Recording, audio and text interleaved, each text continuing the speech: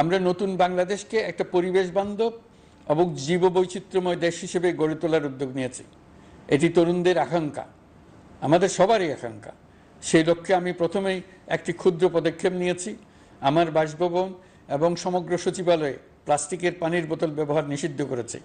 ইতিমধ্যে সুপার শপগুলোতে পলিথিনের shopping bag ব্যবহার বন্ধ করার উদ্যোগ নেওয়া হয়েছে। গত কয়েক দশকে যে পরিমাণ নদী দূষণ হয়েছে, আমরা তা বন্ধ করার উদ্যোগ নিয়েছি। আমরা সংস্কার চাই। আমাদের একান্ত অনুরোধ, আমাদের উপর যে সংস্কারের গুরু দায়িত্ব দিয়েছেন, সেই দায়িত্ব দিয়ে আপনারা দর্শকের গ্যালারিতে চলে যাবেন না। আপনারা আমাদের সঙ্গে থাকুন, আমরা একসঙ্গে সংস্কার করব।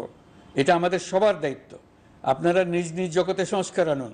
একটা জাতির সংস্কার শুধু সরকারের সংস্কার হলে হয় না। আপনি ব্যবসায়ী হলে আপনার ব্যবসায় সংস্কার আনুন।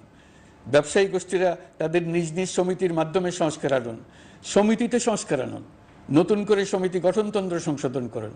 আপনি শ্রমিক হলে আপনার ক্ষেত্রে আপনি সংস্কার করুন। আপনি রাজনৈতিক নেতাকর্মী হলে আপনার ক্ষেত্রে সংস্কার করুন। আপনি প্রতিষ্ঠান প্রধান হলে আপনার প্রতিষ্ঠানে সংস্কার আনুন। আমি এটাকে সুযোগ হিসেবে গ্রহণ করার জন্য সবাইকে আহ্বান জানাচ্ছি। এই সংস্কারের মাধ্যমে আমরা জাতি হিসেবে নতুনভাবে যাত্রা শুরু করতে চাই। আমাদের এই যাত্রা আমাদেরকে পৃথিবীর একটা সম্মানিত জাতি হিসেবে প্রতিষ্ঠিত করুক। এটাই আমাদের সবার কাম্য, এটাই আমাদের সবার লক্ষ্য।